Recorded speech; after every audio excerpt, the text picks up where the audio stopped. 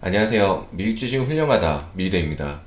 지난주 테슬라에 대한 영상이 저의 부족함일 수도 있지만 정확히 이해를 못하시는 분들도 계신 것 같더라고요. 간단히 말씀드리면 테슬라 하락한다는 것에 신경 쓰지 말아라. 그리고 파동이 되었든 뭐가 되었든 모든 차트는 심리이기 때문에 지금 같은 하락장에서는 불안 심리로 인해 최악의 경우 60불까지 갈 수도 있다는 의견이 나올 수도 있다는 부분을 말씀드리려고 했습니다. 그래서 간단히는 신경 쓰지 말아라. 제가 테슬라 하락을 이야기했다면 왜 매수를 하라고 했을까요? 매수를 추천드린 건 아니고요. 저는 매수를 하려고 했습니다. 지난 영상에서는 110불짜리 주시하라고 말씀을 드렸고요. 저점은 108불 24센트. 괜찮은 자리였죠. 저점일 거라고 생각해서 잡은 게 아니고요. 좋은 매물대이고 운용을 할 수 있기 때문에 매수를 해야 한다고 생각을 했습니다. 60불까지 간다고 해도 우선 매수합니다. 주식은 대응이니까요. 계속 계획 짜서 포트폴리오 운영을 해야 하는데 더 하락할까봐 그리고 매수하고 어디에서 습관적 익절을 해야 하는지 모르고 모든 계획에 불안감이 휩싸여 있으면 아무것도 하지 못합니다. 저는 그 외에 몇 종목을 이번 저점에서 매수를 했고요.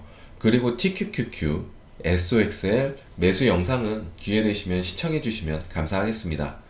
저는 이번에 지수 ETF를 비중 있게 포트에 담는다고도 말씀을 드렸습니다. 그래서 스파이 380, QQQ 260 매수했습니다.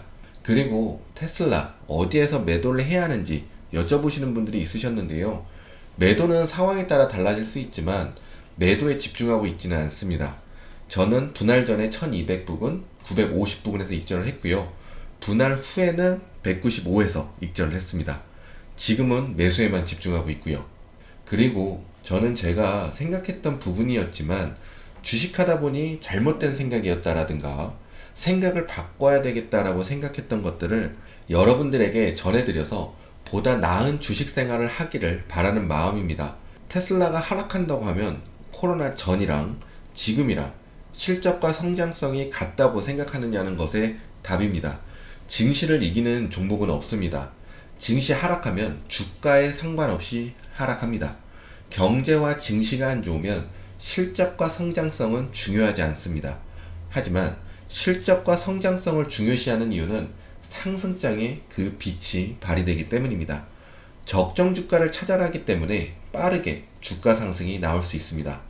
실적과 성장성으로 주가의 하락을 판단할 수는 없습니다. JP몰간 115불까지 갈 수 있다고 했던 영상에도 이런 말씀하시는 분이 있었는데 101불까지 갔었죠. 저도 처음 주식할 때 누군가에게 했던 이야기입니다.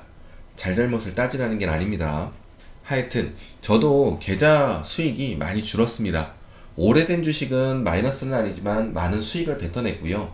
그리고 최근에 다시 운영을 시작한 포트폴리오는 조금의 마이너스를 달리고 있습니다. 모두가 같이 힘든 장입니다. 하락에 집중하지 마시고 지금은 매수에 집중을 하시면 좋겠습니다. 이제 곧 실적 시즌이 옵니다.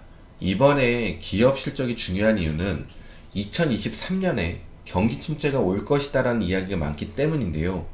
좋은 실적이 나오게 된다면 우리가 걱정했던 부분을 어느 정도 해소를 시켜줄 수 있어서 금융위기 때처럼의 폭락장은 나오지 않을 것이다 라는 말에 무게가 실어질 수 있습니다.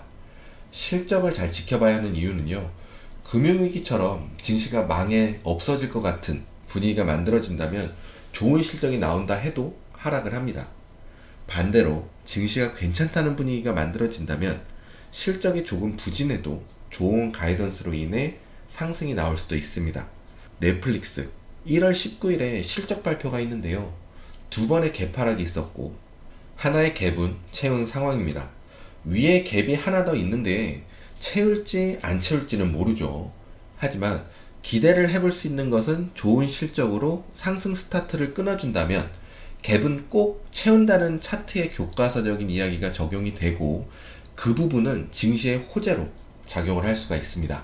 또 보셔야 하는 것은 금리 인상 추이입니다.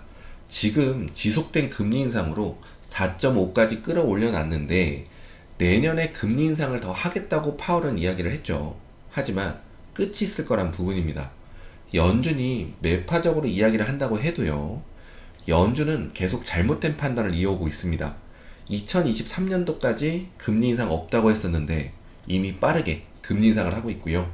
2018년도에도 금리 인상을 이어가면서 그만 올릴 때 되지 않았나 이야기가 나올 때쯤 금리 인상을 2번 더 하겠다고 했다가 증시가 두들겨 맞은 적이 있습니다. 그리고 금리를 낮추기 시작했죠. 연준이 2023년에 어떻게 말을 바꿀지 모릅니다. 예상을 해보는 겁니다. 경기 침체를 우려한다거나, 하지만 표현은 하진 않으려 하겠죠. 혹은 인플레이션이 잡히는 모습이 보인다면 매파적이었던 연준이 갑자기 말을 바꾸면서 투자자들은 금리 동결 혹은 금리 인하까지 예상을 하게 될 수 있어서 증시 상승을 예상해 볼 수 있다는 겁니다. 차트를 보시면 이렇게 추세선에 다가오면 방향을 정해야 합니다. 추세선을 넘어서 상승 추세를 갈 것인지 아니면 하락으로 방향을 정할 것인지, 만약 나는 아무것도 모르겠다 하시는 분들은 그냥 저기 저점이 깨지는지만 보시면 됩니다. 3570부근, 아직까지는 당연한 추세 맞고 떨어지는 눌림 지역이니 3800부근 먼저 보시고요. 3800부근 위로 머물면 매수 버튼을 누르려고 하는 투자자들과 기관들의 움직임이 있을 수 있고, 많은 투자자들이 매수 물량을 홀드하고 있다고 볼 수 있는 자리고요. 3800 밑으로 하락 시 상승이 없을 것이다 라고 생각하는 투자자들의 매도 물량이 나오면서 하락한다고 보시면 됩니다. 그리고 하락하면 그냥 보고만 계시지 마시고 3570부근 지켜보시고, 한번 내렸다고 바로 깨진 것으로 판단하지 않기에 조금 밑으로 빠졌더라도 지켜보시면 좋겠습니다. 그리고 하나 더 중요한 것을 말씀드리면, 하락할 때 매수하라는 말씀을 드립니다. 대신 막 매수하시면 안 되고요. 어디에서 매수를 하고 어디에서는 매물대이지만 매수를 하지 않고 하는 방법을 배우시고 운용을 하시는 것을 추천드립니다. 수익률과 연결이 되니까요. 근데 모르겠다 하시는 분들은 하락해서 주가가 쌀 때 사시면 됩니다. 2023년에는 어떤 주식 생활을 이어가실지 잘 생각해 보시면 좋겠습니다. 제가 여기까지 올 수 있었던 것은 미주얼 여러분들 덕분입니다. 한 해 너무 감사했고요.